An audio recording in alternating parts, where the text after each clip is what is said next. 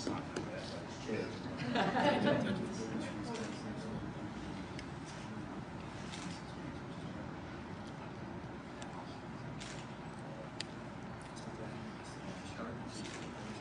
Morning, everybody.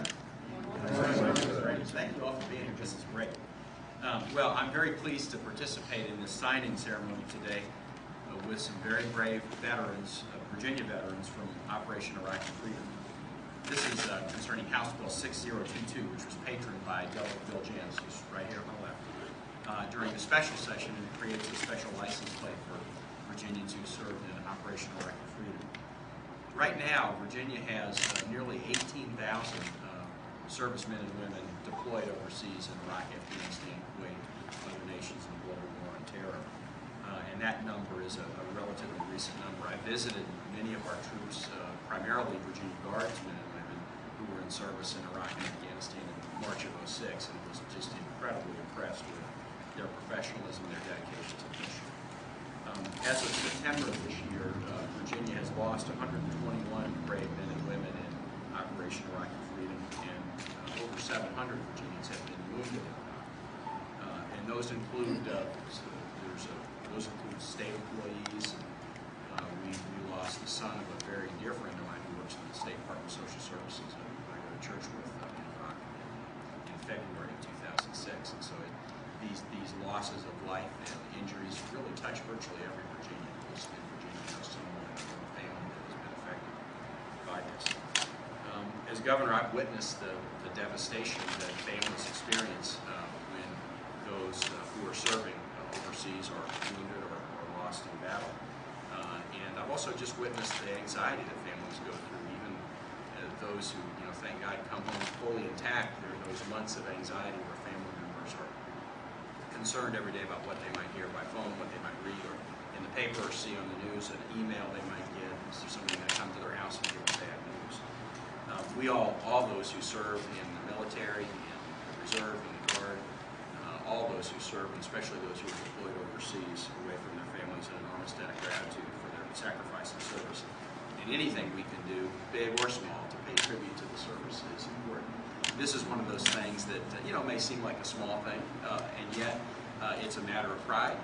It's something that will enable those who have served with distinction to carry that badge and let folks know it, to give people the opportunity to, by knowing it, then to express their appreciation, which is important. And so that's why this bill was a good one, and I appreciate Delegate Janis for carrying it. He is quick to point out that he carried it because of the efforts of the three people who were the real prime movers behind this.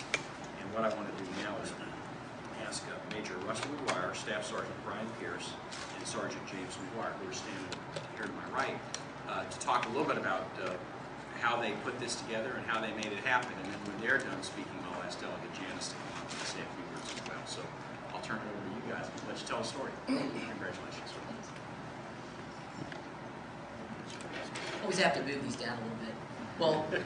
Well, wow, what an awesome day to see so many soldiers. I assume we got a few sailors in here. I know I saw retired Commander Paul Galante over there.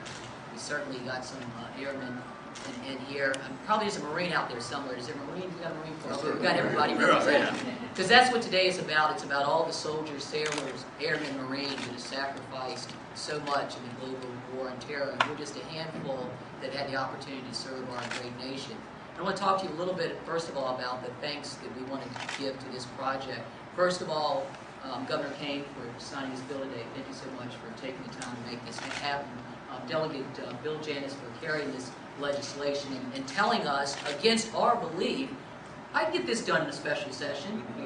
We didn't believe it. We were focusing on the 2009 session. But he gave us some tasks to complete. He said if we completed them, he could get it accomplished. So thank you, Delegate Janis, for doing that. But there's other people out there that we need to thank also. There's many people from the governor's staff, also from the Department of Motor Vehicle. Carolyn Easley specifically works on specialty plates. She was able to also put together for us a picture we'll show you shortly of the way the license plate's going to actually work. And it's this law, I understand, will go into effect November 1st. And so not long after that, hopefully we're going to see where veterans actually go to DMV and obtain their actual plate. But the production time, as she warned me, may take a little bit longer, so be patient, but we can at least apply for The Virginia War Memorial, Candy Shelton, who works there, kind of running the show over there, she was instrumental in helping us kind of get this project started at the Virginia War Memorial on Memorial Day. So thank you so much for your help. Candy, let me tell you why that's important. Isaiah 6:8 says, I heard a voice from the Lord saying, whom shall I send, and whom will go for us? And I said, send me. And that, for almost 20 years as I've served in the reserve component of the military, has been my calling.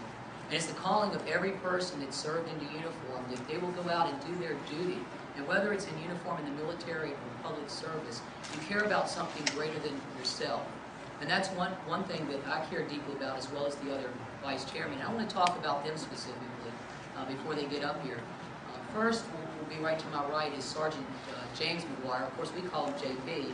He's my youngest cousin, and I bounced him on my knee 20 years ago when he was a young thing, and he's grown into a wonderful man. We actually served together in Iraq in 2005, and thanks to this gentleman back here, who's probably hiding, Major General John McLaren, he was actually able to get us together for dinner one night in Baghdad. So General McLaren, thank you so much for that. That really meant a lot to me and my family. JP, just after Christmas, or Christmas time last year, suffered a minor change to his physical body, but no wound at all. And he may have a metal rod for a leg, but it has not dampened his spirit one bit. And I'm proud to call him my cousin and fellow soldier, Sergeant McGuire. And I also had the opportunity to meet this other gentleman beside him, Staff Sergeant Brian Pierce. Sergeant Brian Pierce, if you might tell by his accent, he's not from around here. He's lived around the country, Ohio, where he served in law enforcement, and he was stationed up in Alaska. He was stationed up in Alaska, and make sure I get it right, Brian, it's the 172nd Striker Brigade? That's right. He was serving with the 176th Striker Brigade when he was wounded in Iraq by an IED. And I'll tell you, again, an IED may have physically damaged his body a little, but it has not wounded his spirit in one bit. And these are two great men that I'm proud to call my friends, proud to call my co-chairman of the Iraqi Freedom Veterans Plate Project, and these are the guys that you have to thank. And also, I told them today I want to use this opportunity to think about something special for them as well. And that is, Virginia, we do a great job of honoring those that don't come home. We've got the Virginia War Memorial out there, and recently the legislature, from what I understand, had appropriated more fund and revenue stream to them, assuming the donations come in, to enhance that, include the names of those that have died in global war and terrorism, something we strongly believe in. We also think that we should start thinking about having a wounded warriors memorial somewhere in the Commonwealth. There are a number of wounded veterans out there, just like the two men that serve as chairman on that, and I think the governor talked about 700 plus in Virginia. And when you count the entire global war on terrorism, it'd be nice to have a memorial to honor those, and that's something we throw out there to Delegate Janice and Governor Dean, just something to think about if that's a possibility in the future. I love putting people in this and at a time when there's a budget shortfall too, right? But we understand that, but it's something that we're going to transition the Iraqi Freedom Veterans Plate Project, as the plate's done, to working with Paul Galante and Vince Burgess, Commander Hatfield, Colonel Hatfield, and the Admiral over at the War Memorial, and the legislation to see if that is possible, something that can be done. But also, the question I've been asked the most since we started this is, why a license plate? And my response has always been, why not? Yes, there are a lot of license plates, but I don't care. Because there's one I care about, and that's one that I want to see every day when I go to my car on the way to work, and I want to think about people like Major Paul Sigerson, Major Larry Bogus, who my son, who's scheduled to be delivered today at 4 p.m., so I'm leaving here going to St. Mary's, who will be named after Larry Bogus, my good friend who did not come home. Captain J.R. Teal, Captain Jamie Edge, Captain Mike Tarlowski, Captain Shane Adcock, who I'm happy to say his father is up here in the blue shirt, Maris Adcock, and Sergeant Ryan Dulles. These are all names that mean a lot to me. And every time I see one of these plates, I'm going to think about those that did not come home. And that's what means the most to me, because I vowed when I came home, I would do everything I could for the rest of my life to know that we did not forget those who gave their so much of themselves and the ultimate sacrifice for our country. So, Maris, I want everybody give him a round of applause.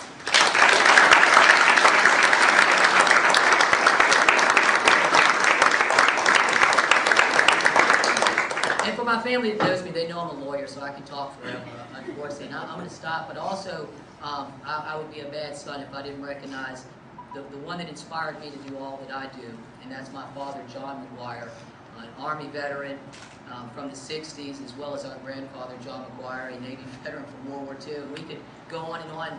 JP's father, also a veteran. That's the one that gave us, JP and myself, instilled the beliefs to serve our country in something greater than ourselves, and with his wife and my mother, Judy McGuire. So thank you so much, and I'm going to turn it over to Sergeant McGuire. Great.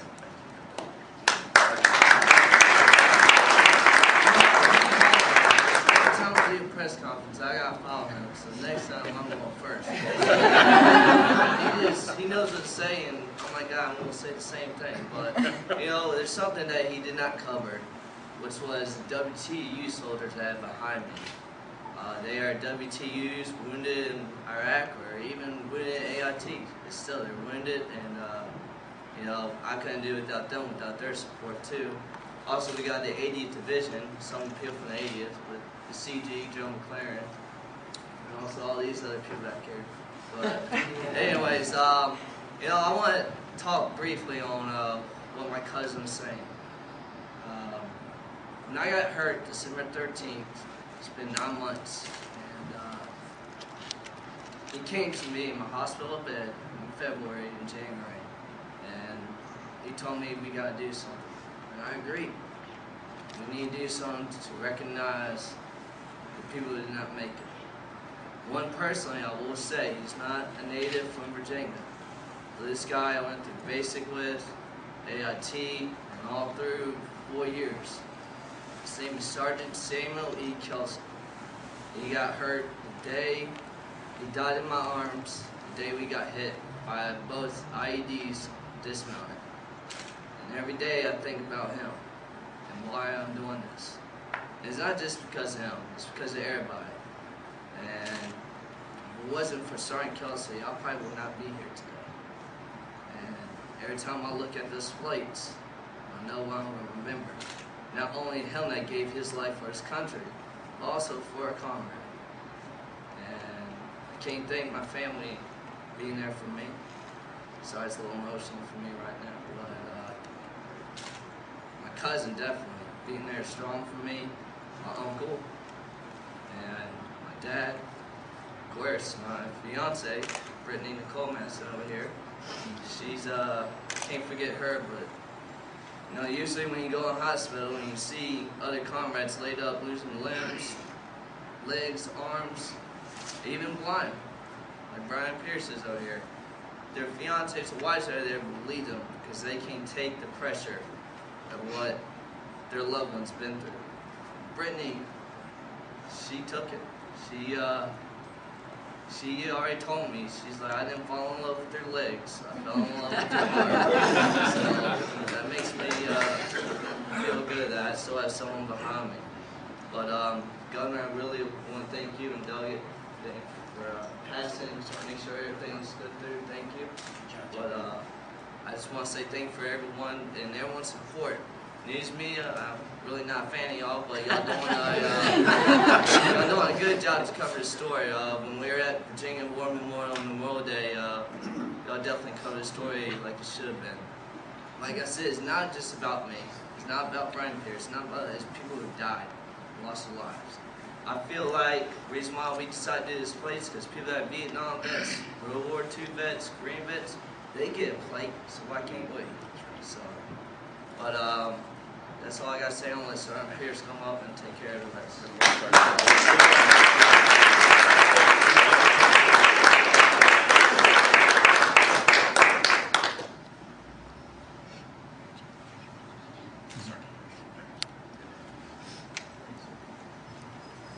Well, Governor King, distinguished guests, thank you all very much. I don't know what I want to say, everything's already been said. Pretty much going to beat the dead horse. I don't know what all I'm going to say. So, can say is thanks to Rusty and JP for inviting me to be a part of this project.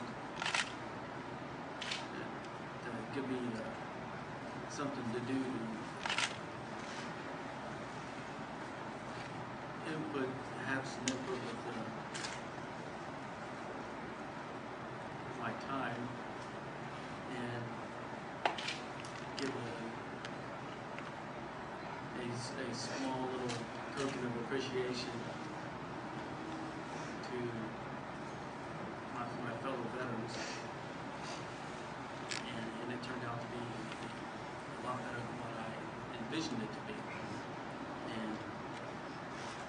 And thanks to my wife, Angie, for giving me some wonderful ideas along the way. And probably kicking my butt whenever I needed to get jump started. More than once.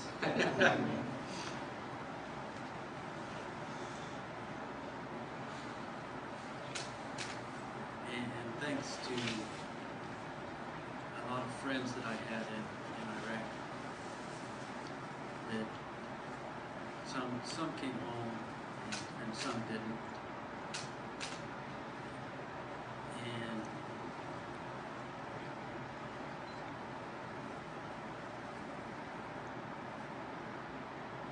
this plate will forever be a tribute to them.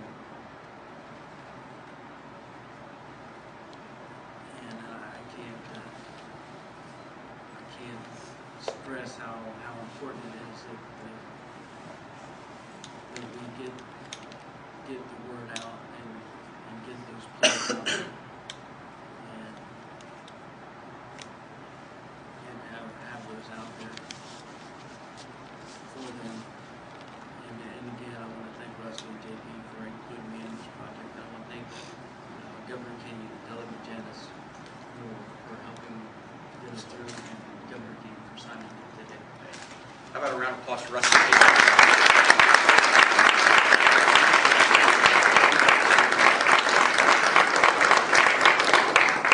I'm just going to say briefly what an honor and privilege it was to be a part of this, a very small part of it. If you've heard Rusty and JP and Brian speak, you can see why prior to, I guess, March of this year, I had never introduced a license plate bill. I don't serve on the Transportation Committee.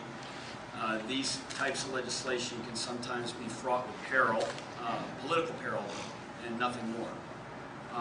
When Rusty contacted me, he was looking at trying to get this done next year in 2009, and the governor was gracious enough to give us another opportunity to come back to Richmond and work on transportation-related issues, and so it afforded us an opportunity to do it. And as you can see from, first of all, listening to Rusty, he's not an easy guy to say no to. And when I met JP and Brian and we talked about it, I knew this was something that was more important than simply a license plate. You know, now more than ever, I was talking to General McLaren earlier, and General Newman and I have had this conversation as well. Our active duty components of the armed forces, the Navy, the Army, the Marine Corps, the Air Force, the operations that we're conducting now in this global war on terror are leaning more and more heavily on our reserve component and on the National Guard. More and more, this war is being fought by citizen soldiers.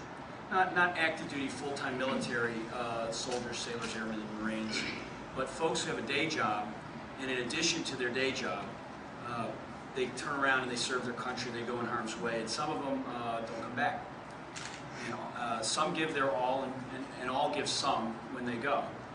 And many of the folks that are deployed overseas in our defense, so that we can sleep safely in our beds tonight, are twice the citizen. They're citizen soldiers who have a day job, a family, and a life, but they also go overseas and they protect us. And so they live in our communities. They're, you know, if you live in Fort Bragg, North Carolina, if you live in Hampton Roads and you're an active duty military member, it's easy to get the kind of support and community sort of support for you when you're deployed overseas, because everybody that lives around there either is active duty or is retired or is connected with the military. It's a lot harder if you live in Salem. It's a lot harder if you live in Goochland. It's a lot harder if you live in Beaver Dam, in Hanover County, because your family doesn't live in a military community, and your neighbors may not recognize the sacrifices and the service and family members. They're the coaches of our Little League teams.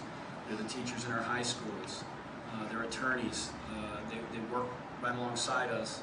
And this plate will be some small, tangible way of demonstrating to their friends and their neighbors and the folks that live in these communities that in addition to being their Little League coach and the school teacher and the great person and the great man or woman that they know from their community, they're also a citizen soldier and they're serving overseas, and we sleep safely in our beds because of their sacrifice and service. So I want to thank the governor especially for affording us this opportunity for signing as busy as you are and as many hours you have in your day. I can't thank you enough for carving out time to honor these veterans. I want to thank General McLaren, General Newman, and mostly I want to thank Rusty and JP and Brian for giving me the honor to be part of this, a very small part of this initiative, and to make this a reality. So I want to thank you all for coming tonight.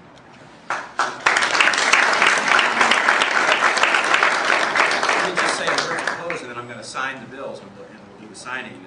This has been a week where we've had two events, and I just want to mention another as part of what we're doing as a state with support of the legislature and executive to honor veterans.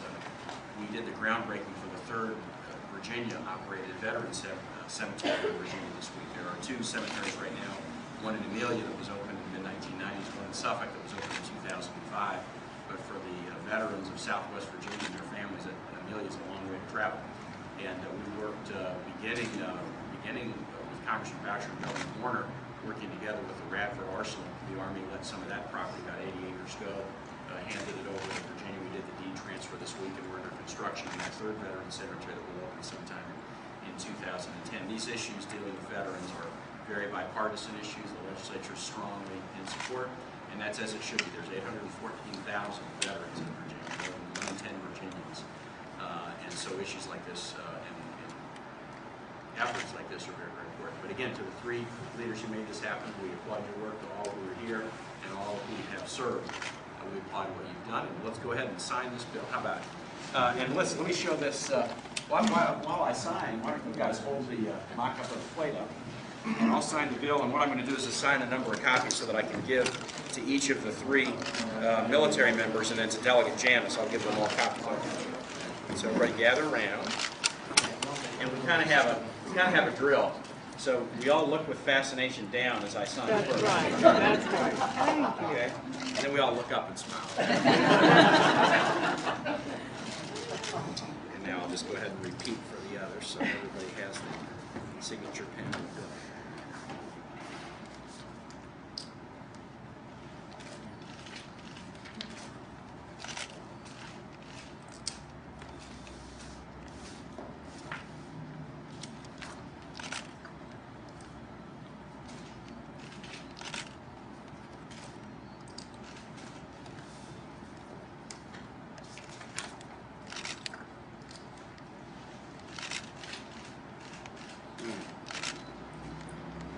Run out of ink? Yeah. It's bad, isn't it? Ulysses pretty high. There we go. Okay. All right. Thank you all. Very good work. Awesome.